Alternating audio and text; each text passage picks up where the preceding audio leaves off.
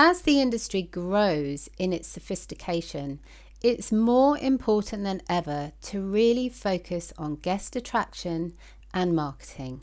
What exactly can you do to stand out in a marketplace that's growing? So whether you've been operating for a while or if you're just in the dreaming or the startup phase, I'm going to be covering 3 ways you can improve your guest bookings and stand out in the marketplace when it is growing increasingly competitive. This is episode 11. Welcome to the Glamping Americas podcast, the place for inspiration about the business of upscale camping, glamping, and luxury outdoor guest accommodations. I'm Sarah Riley from the Glamping Academy, and I'm working with my friends at the Glamping Show Americas to share everything you need to know about new trends, events, business models, and investment potential in the rapidly growing world of luxury camping that delivers an experience. Interest in this industry is exploding, so if you want to be the first to find out what's hot and what's not, subscribe here and check out the show notes for more exciting news and links. And be sure to add the next Glamping Show Americas to your calendar for the 1st and 2nd of October 2024 near Denver, Colorado. I can't wait.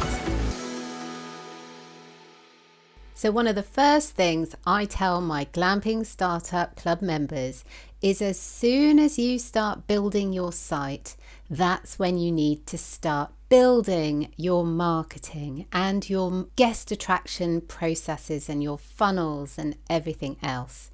When a marketplace is becoming increasingly sophisticated and competitive, it's even more important. And if you want to launch with a bang, hit the ground running, this is essential. But what do you do? It can be really frustrating when you just don't know where to start, and there are so many options now, so many techniques.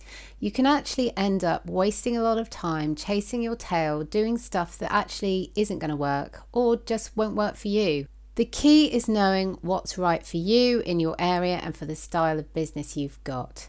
I remember many years ago when I was jointly running a hospitality business, a family business, and we were all talking about how we could increase our bookings and what marketing we could be doing.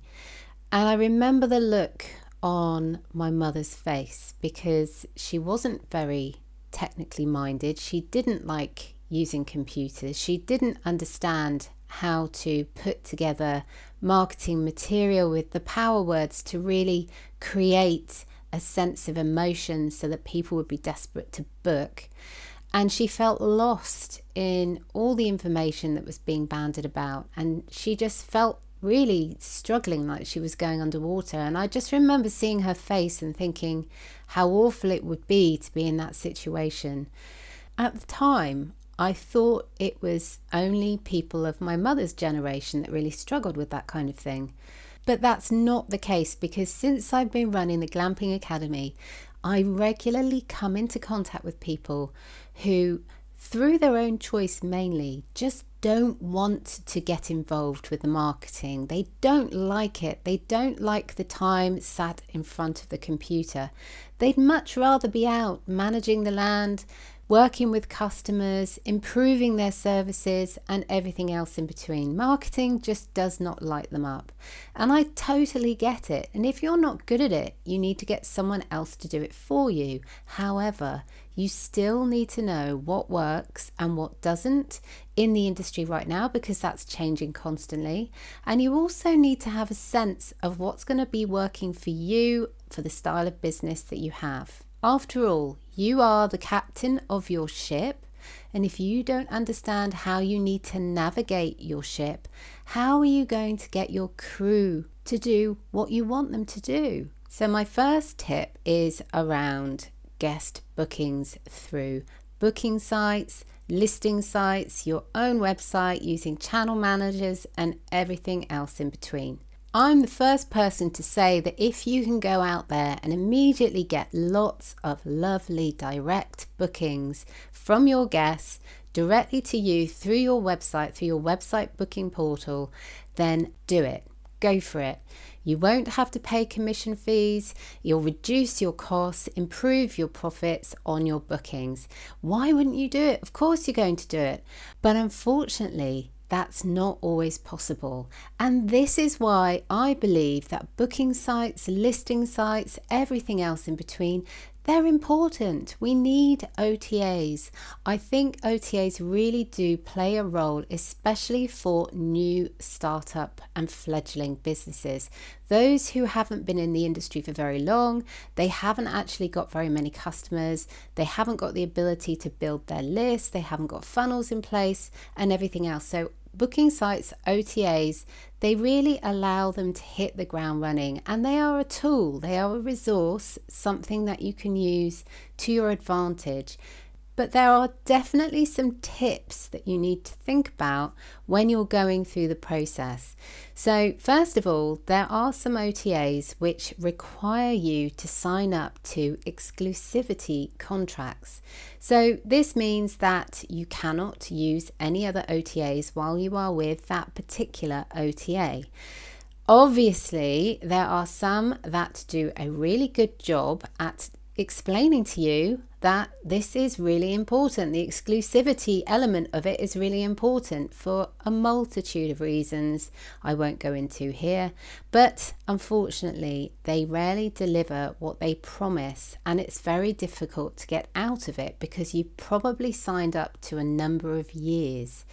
Now, the reason that it rarely delivers what it promises is because the world of OTAs and how competitive it is out in the OTA space now is just crazy. It's growing in competitiveness. There's more OTAs coming online every single week, and this means that the OTAs themselves are struggling to get the bookings they need. In fact, during COVID, there were a couple of OTAs that came very, very close to actually going bankrupt. Now, I'm not going to say any names, but a couple of them you know, and they are very well known in the industry. And if that had happened, then shockwaves would have gone around the world. They are that big. So you need to think about what you're signing up to, and when you're signing up to that thing, make sure you really read the terms and conditions carefully. Don't just scan it. Don't just think it's probably okay. They're not going to try and pull the wool over my eyes. They're not going to try to take advantage of me. Well, unfortunately, some OTAs will. And this is particularly prevalent in what's become known as ghosting. So ghosting is something that I've actually already covered on my other podcasts that I run. Ghosting is all about when an OTA gets you onto their platform, they take your content, they take your pictures, they take your words, and you think you're just listed there. But actually what they've done is they've said they've removed copyright from you, and they can carry on using those pictures and that content for as long as they like. So what happens is that often you decide to move on, you're going to use a different OTA, you're no longer going to stay on the platform that you're with. So you remove your content, and that's when things start to go wrong. You realize that they will not remove the content. The reason they do this is because they want to have lots and lots of listings on their platform.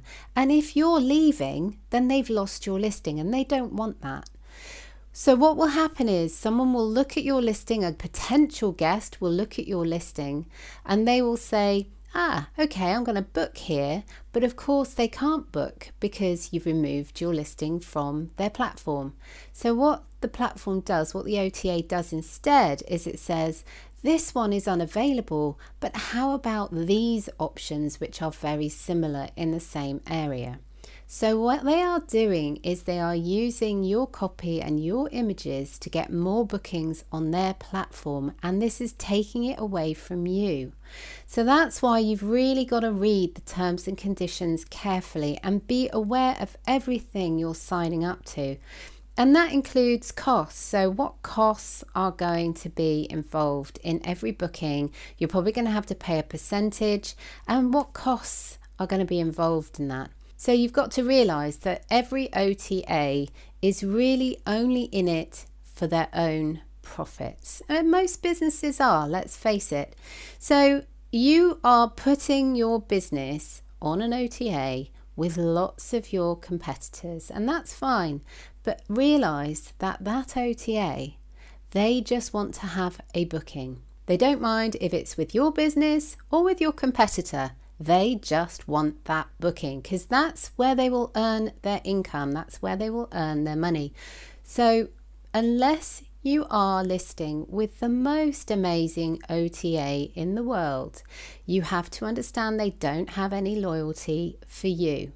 They just want to get the bookings. They don't mind who the booking is with, and that's why they may use tactics that are a little bit underhand. So be careful when you're listing with OTAs. But as I said, they absolutely play a role. And there are some OTAs out there that are amazing and really supportive and nice, and their customer services are great. But then there are some which really don't have very many scruples. So we can also think about, as well as the OTA, which is obviously the online travel agent, you also have listing sites. So listing sites are really useful. Listing sites are basically a portal where people can go as if it's an OTA, but when a prospective guest decides to make that booking, they click on the button and that diverts the person to your booking form on your website. So that means they'll make a booking direct with you and there's no commission fees to pay. The listing site will ask for an annual fee, and they will come and ask for that every year.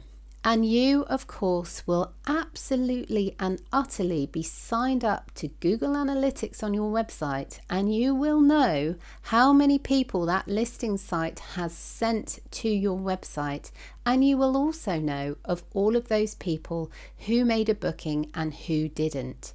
That will give you the information you need to know whether that listing site is actually good, if it's sending customers your way, or if maybe it's just a bit of hot air and you're not achieving anything by paying them a lot of money per year. But where the listing site is working really well, of course you're going to pay them. Of course you're going to stay there because that listing is attracting bookings. It's attracting eyes to your website and it's attracting people who are making bookings. But you've really got to be aware of whether you're getting your return on your initial investment. So as I said earlier, you will be putting your business, your pictures, your descriptions, your text, your copy onto sites where your competitors are also hanging out, which means that you need to stand out more than ever from everything else going on. That means that people will see your listing and they'll choose to click on it and go through to your website or to make a booking through the OTA, wherever it is that you are putting your site. But you still have to do a lot of work to make sure that you stand out. So check your listing. My club members, I've shared a template they can use which really helps them to hone their listing. It allows them to develop their emotional descriptive words because, as we know, people buy when they are in an emotional place. So you really need to know the style of language that's going to get those people looking to convert into a booking and a customer. You need to be able to create the desire that really gets people clicking that book now button. And it is all about creating that desire. So how do you generate that from words, from pictures, from descriptions, turn it into something really emotional, so much so that people want to check their diaries to see if they can make it. They want to check with their spouse, with their family, to see if they can actually make that booking and book the holiday. If you get that right, you have absolutely hit the magic button, and it will continue to work for you across all the platforms, including your own website. But I think the thing that's really worth a mention is around images. It's so important that you have an impactful image that is going to stop the scroll. It's going to stop people scrolling on their device. When they see your image, it's going to grab them. It's going to make them want to find out more about you and what you offer. I know for many of us, we think, well, of course, you don't have to tell me that. I know the importance of images. But you'd be surprised how many people I see take pictures of their site on their iPhone. They're not professional photographers. They don't know how to set up a picture properly. They don't know how to stage it. They don't know how to set emotions in the image. And they don't know how they can make it easy for the viewer to really put themselves into that image as if they're really experiencing it. Because as soon as people start doing that, then you've hooked them. And as long as your buying path is clear of barriers and you've got lots of lovely conversion tactics in place, then they're going to become a customer. And this is probably all down to understanding how you are different to everyone else out there on that booking platform, on that listing site, on social media and everything else. And it reminds me of a story of someone I met. Her name was Catherine, and she worked away a lot. She was always away. She had to stay at lots of different places, hotels, B&Bs, vacation rentals, glamping. She stayed in multiple places. And actually, when she was doing that, she realized that the quality of each place really varied. The quality in the fixtures, the fittings, the bedding, and often the owner would promise something and then they would fail to deliver. Maybe she wasn't greeted well in one establishment. It wasn't clean enough. The bedding was rough. The pillows were really uncomfortable. I mean, there's absolutely nothing worse than lying in a bed and feeling a lumpy mattress and the pillow just sinks and gives you absolutely no support. Often the food was just lackluster and the little extras that you always hope to find when you book somewhere just weren't there. And it was clear that the owner was not going above and beyond. They were seeing this as an easy job. They didn't have to put any effort into it. They didn't have to do all of those lovely little extras to give a little bit of extra quality to make the guest want to come back time and time again. So Catherine shared this story with me, and she shared it with a lot of others. She shared it with a lot of her friends, a lot of people who followed her on social media. She talked about how she was so disappointed by what she experienced and how much more she really wanted. Eventually, she decided that she was going to set up her own site. She was going to design it in the way of what she felt was lacking from everywhere else. She was going to put all the quality extras she felt she deserved. So when she was finally ready to launch her business, when she was finally ready to start attracting guests and she'd got all of her marketing in place, she started sharing this story, this founder's story that she had. She started to share with people time and time again her frustrations about what she saw in other businesses and how she was different. So what do you think this story told people? This story was telling every single person who'd ever stayed anywhere and had been really frustrated and disappointed about what they'd received. This story was telling them that Catherine's place was going to be different. This story was saying, you'll have no reason to be frustrated when you come here. You'll have no need to be upset or disappointed with what you receive. You will absolutely enjoy your stay and you don't need to be anxious or worry about booking. And then Catherine went about sharing the images and sharing the text to absolutely give evidence of what she was saying. So what can we learn from what Catherine did? Well, definitely the first thing, and this is my second tip for you to make sure you attract the guests you want and improve your guest bookings and your occupancy, is to learn how to tell a story. We all know we have to be different. We all know we have to stand out from the crowd, but how can you do that in a way that's impactful? You tell a story. It's how the human brain works. Our brain remembers a story. We always remember the outcome of the story, what it was all about, its meaning and everything else. In fact, it's proved in research that we definitely remember that compared to facts and figures. So if you just go ahead and list all your features and all the amazing things that you've got on site, well, that's all well and good, but people may well forget.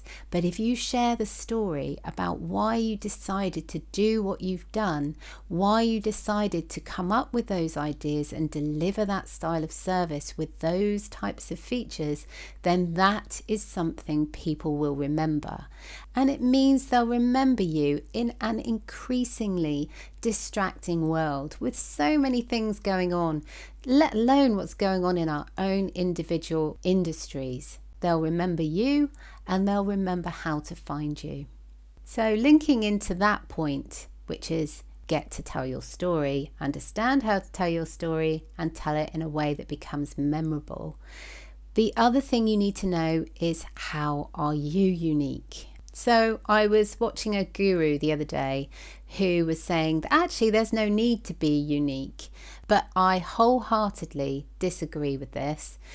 I think that when you are in a small industry, or when you're in an industry which is growing in competitiveness, having something either in your service, your location, or what you offer through your structures and everything else can really help you stand above everyone else so that you can be seen. It's like your services shine like a beacon amongst all the other lights, but your light is brighter. People can see you and they are drawn to your light and they are drawn to find out more about what you do.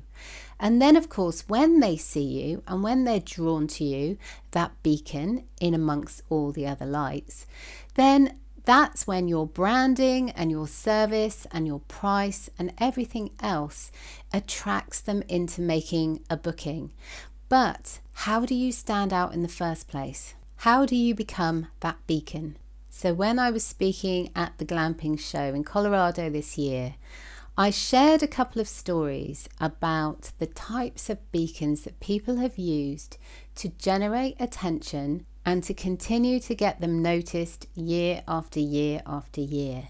In fact, one of them was absolutely nothing to do with any of the services that they had put on, or their price, or their branding, or anything else. And yet this one particular beacon thing that they did helped them stand out in the crowded marketplace, and it was getting them attention, press attention, year after year after year.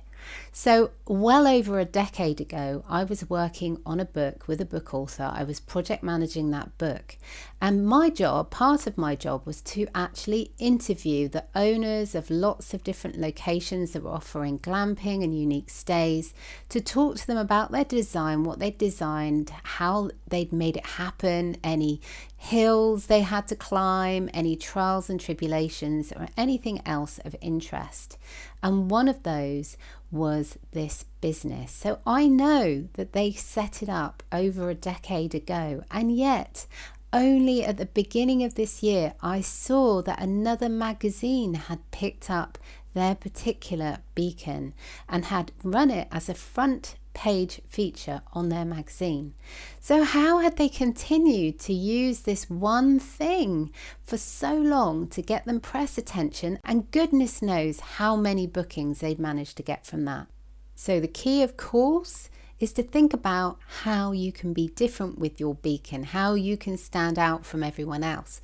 If you have any particular skills or if you have any knowledge, then apply this, because actually there is only one of you, so that makes you very unique. So if you can use any of your skills or your knowledge, then that's going to help you jump ahead in terms of being unique to everyone else around. So this particular example that I shared with you was a bird's nest. a wicker bird's nest. It was placed in an elevated situation so people could go into it and see the amazing views available. And as I said, this wasn't even a beacon to do with their service. It was just something on their site that people were able to go into, take selfies of, share it on social media. Magazines, as I said, just loved it. They lapped it up. They wanted more and more images of this bird's nest and people using the bird's nest, and it got them a lot of bookings. So it doesn't have to be your service, it doesn't have to be your structure, it can be anything on site. The other thing that people have been using are things like huge swings. So these are swings that are double swings, so probably 2 people can fit on them, even more maybe. But the swing kind of has this sense of a drop off because it's so close to the edge of a hill. So it feels like there's a very long way to fall down, but it's usually just an illusion. When you're there, you're not going to fall down at all. But because of the view, it looks like you might. And this gets a lot of attention on social media, on anywhere where you can share a video or an image of this particular thing. And that, if you share it with your hashtag, or if you ask other people to share it with your hashtag, then it gets you so much free publicity. And then this, of course, brings people to your website. They all want the same experience. They want to stay in the same place where they've seen all of these things shared on social media, and that's when you're likely to get more bookings. So it's a really fantastic way to increase your bookings and then stay competitive in a more sophisticated market. But we're talking there about an experience. So this is, of course, an experiential industry. You are giving your customers an experience when they come and stay. And at the beginning, when the market wasn't so sophisticated, just staying in that structure that you've provided, something that's a little bit different because it's outdoor luxury, that in itself is an experience. But I've been in this industry now for so many years, well over a decade, directly involved in glamping, and I have seen that things that people, the customer, felt was an experience at the start no longer feel is an experience, and as a result they are not attracted to just book whimsically without really thinking about it. That's something they used to do.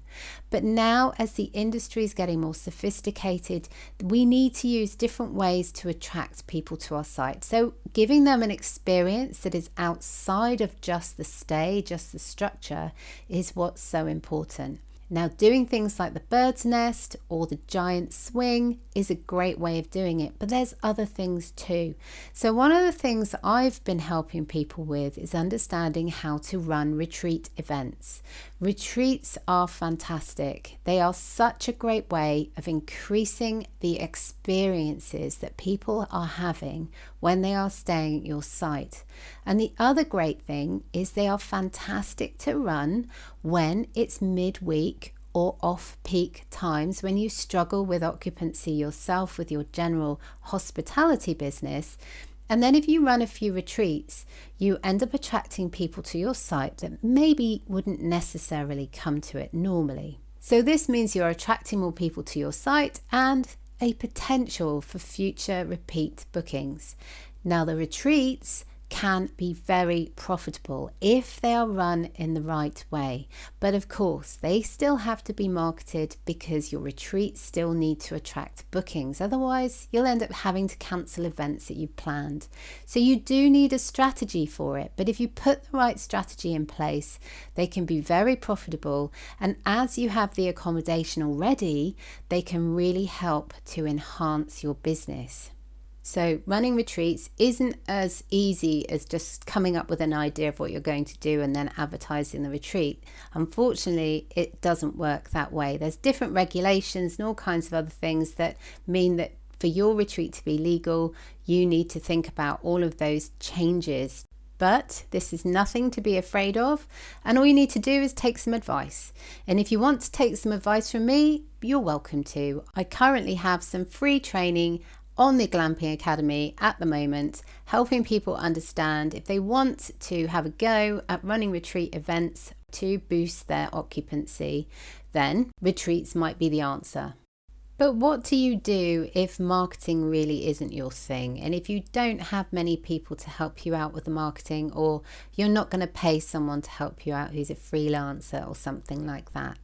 And what do you do if you feel that marketing is a bit icky, that it feels a bit sleazy? Well, all I can do is share with you my approach. My approach is that I prefer to have a selling without selling strategy. So I can generate leads and customers without having to apply techniques that make me feel sleazy, or as if I'm pushing people into considering buying something from me. I'd much rather they really truly believe that it's going to help them and that they're going to be able to take the steps to sort out a problem that they have and get it fixed. And this is what you can do with yours if you have the same kind of selling without selling attitude. It's less about sleaze and it's more about value.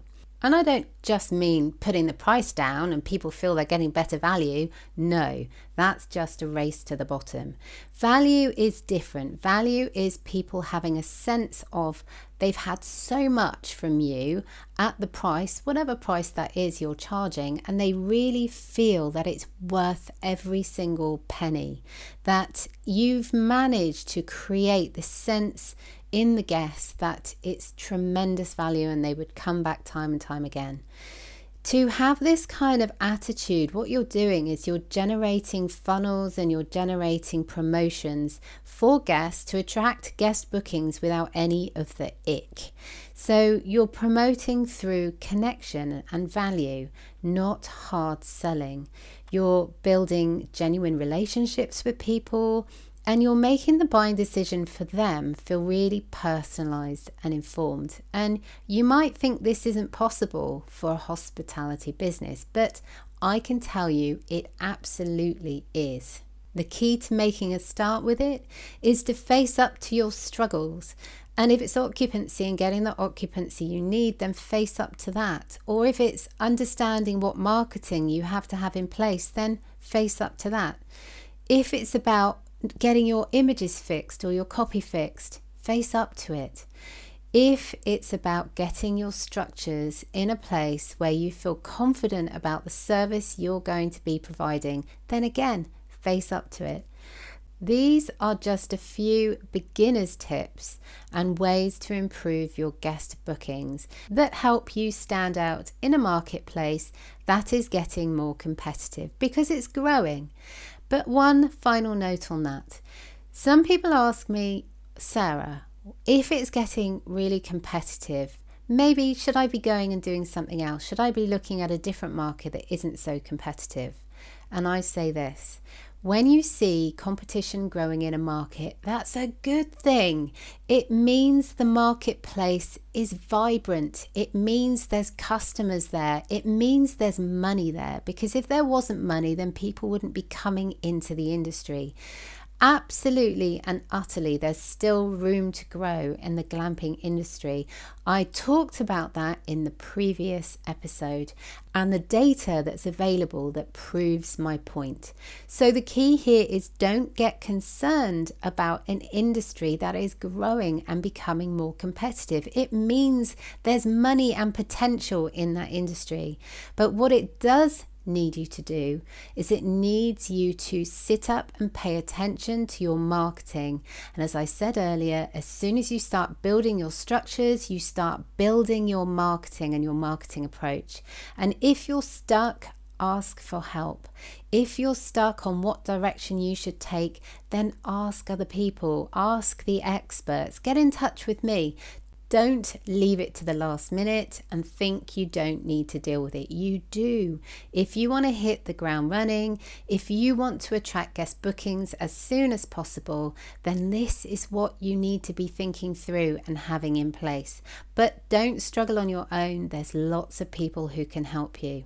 But if you start from here and do your homework about where you should list your site, how you can tell your story, how you can share your beacon offer and really hone the experience you're going to be offering your guests, then you are going to be jumping ahead of the crowd and hitting the ground running. Thank you for joining me today. Remember to subscribe to get notifications of when a new episode is released, which is generally at the beginning of each month, and reach out. You can find me at glamping.academy, and if you have an inquiry about the Glamping show in 2024 due to be held in Colorado, then please contact the team over at glampingshow.us and they will be very happy to help you. I hope you can join me here again. Take care. Bye bye.